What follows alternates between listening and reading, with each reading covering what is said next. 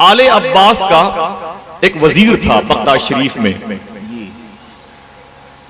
آل عباس کا، حضور کے چچا حضرت عبداللہ، چچا حضرت عباس، جن کے بیٹے عبداللہ ابن عباس، جن کے بیٹے فضل بن عباس، جن کے بیٹے قسم بن عباس، ان کی اولاد میں ایک بادشاہ گزرا ہے۔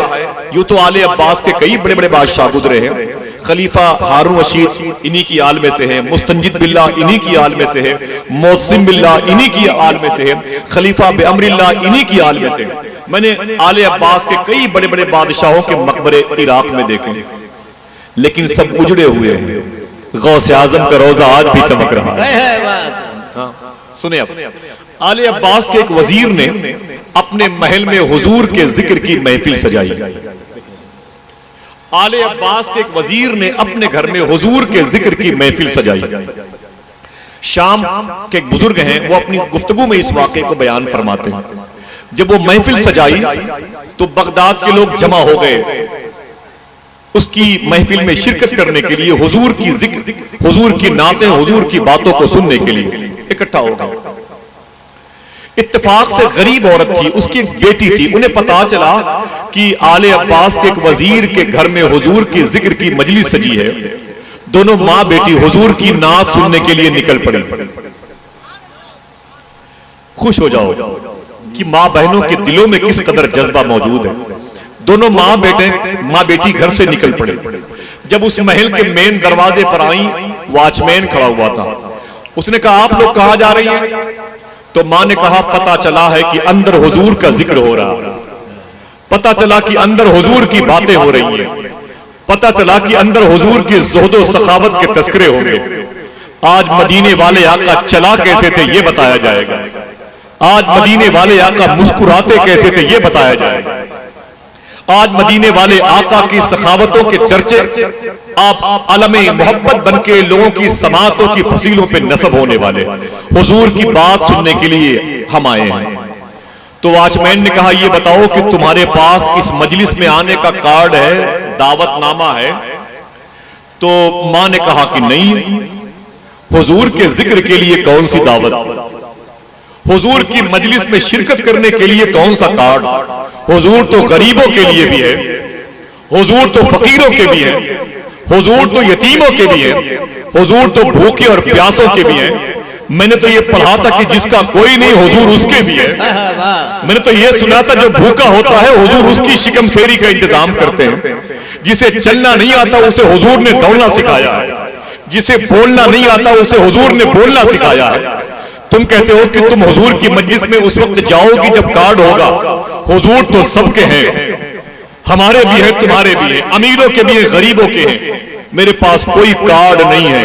اتنا سنا تو واچمین نے دھکے مار کے باہر پھینک دیا۔ واچمین نے اس عورت کو، اس کی بیٹی کو دھکے مار کے باہر پھینک دیا۔ کہو ظالمہ عورت، تجھے شرم نہیں آتی؟ یہ کوئی مذاق کی محفل ہے؟ حضور کی محفل ہے، تم جیسے گھٹیا اور غریب لوگ اندر جاؤ گے؟ تمہارے کپڑے بڑے پھٹے ہوئے ہیں، یہ کپڑوں کے تاروں بہت بکھرے ہوئے ہیں، تمہارے دوپٹے کے تانے بانے بکھرے ہوئے ہیں، تمہارے پیروں کی چپلیں ٹوٹی ہوئی ہیں، تمہارے بالوں میں غریبی کے گرد و غبار نے قبضہ کر لیا ہے۔ اندر کیا بیماریاں پیدا کرو گی، انفیکشن پیدا کرو گی؟ تم اندر نہیں جا سکتی ہو۔ یہ امیروں کی محفل ہے، بڑے بڑے عمرہ آئے ہیں، بڑے بڑے رؤسا آئے ہیں۔ ارے آج اس شہر میں، اس مجلس میں بڑے بڑے شہروں کے امیر شہر آئے ہیں۔ چل باہر نکل۔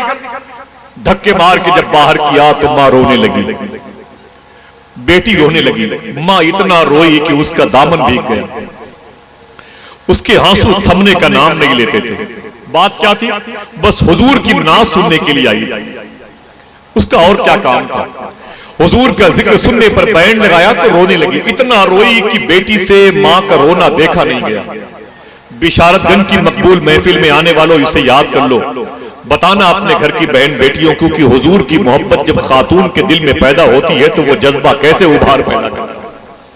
بہت روئی، لڑکی سے اپنی ماں کا رونا نہیں دیکھا گیا، تڑپتی رہی۔ ماں بوجھل قدموں سے گھر کی طرف جاتی رہی تو لڑکی سے برداشت نہ ہوا تو اس نے اپنی ماں سے ایک جملہ کہا، امی اگر اجازت دیجئے تو گھر واپس چلتے ہیں، گھر میں چل کر کے ایک زمین کو صاف کریں گے پانی سے، اسے سکھا دیں گے، خشک کر دیں گے، چادر بچھائیں گے، خوشبو کا اہتمام کریں گے۔ امی اگر آپ اجازت دیں گی تو وہیں پر بیٹھ کے ہم نعت پڑھیں گے، آپ سبحان اللہ کہیے گا۔ سبحان اللہ، ذرا آپ بھی کہہ دیں محبت سے سبحان اللہ۔ سبحان اللہ۔ حضور کے کیسے کیسے عاشق ہیں۔ لڑکی کہتی ہے آپ گھر چلے میری ماں کو سہارا دیا، گھر لے کے آ گئی، اس نے ایک زمین کو صاف کیا، چادر بچھائی اور خوشبوؤں کو بسایا اس پورے ٹوٹے ہوئے چھپر کو، اور لڑکی بیٹھ کے حضور کی نعت پڑھنے لگی۔ سبحان اللہ۔ ہاتھوں کو ڈھا کے بولے لبیک یا رسول اللہ، لبیک یا رسول اللہ۔ وہ لڑکی حضور کی نعت پڑھنے لگی، ماں سبحان اللہ کہنے لگی۔ ماں نے حضور کی نعتیں سنی، تڑپتی رہی۔ اس جہاں پر بیٹھی تھی وہ دامن بھیگا، دامن کے بعد چادر بھیگی، چادر کے بعد وہ زمین بھیگی، زمین تر ہو گئی اس کی آنسوؤں سے۔ جب نبی کے بالوں کی بات ہوتی رونے لگتی، جب نبی کی پلکوں کی بات ہوتی تڑپ جاتی، جب نبی کے ریشے مبارک کی بات ہوتی چیخ پڑتی۔ بہت دیر تک وہ لڑکی نبی کی نعت پڑھتی رہی اور ماں چیخ چیخ کر کے حضور کو یاد کرتی رہی۔ جب مجلس ختم ہو گئی تو علامہ شامی فرماتے ہیں خدا کی قسم بشارت دینے والوں، اگر آپ کو اپنی خوش قسمتی پر ناز ہے تو جملے کو سن کے تڑپ جائیے گا۔ لڑکی کی ماں کہتی ہے جب مجلس برخاست ہو گئی تو میں نے پیچھے مڑ کے دیکھا تو کیا دیکھا؟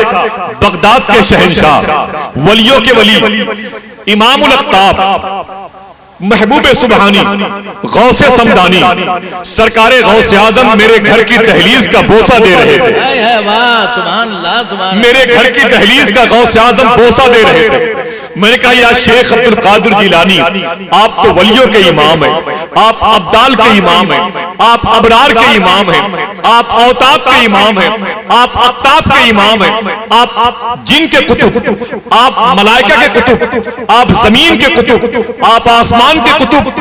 شیخ ابو سعید قیلوی نے فرمایا ہے میں نے حضور غوث اعظم کی دہلیز پر بڑے بڑے شاہان زمانہ کی پگڑیوں کو آپس میں لڑتے ہوئے دیکھی ہے، آپ میرے گھر کی دہلیز کو چوم رہے ہیں۔ تو سرکار غوث اعظم نے فرمایا تھا نا نا نا میری بہن سن، میں تیرے گھر کی دہلیز کو نہیں چوم رہا ہوں، میں تو اس زمین کو چوم رہا ہوں جہاں بہت دیر سے مدینے والے آقا تشریف لائے ہوئے تھے۔ سبحان اللہ، سبحان اللہ، نعرہ تکبیر، نعرہ ہاتھوں کو اٹھا کے جواب دیجیے، ہاتھوں کو اٹھا کے جواب دیجیے۔ قادری، فیضان غوث اعظم، سبحان اللہ۔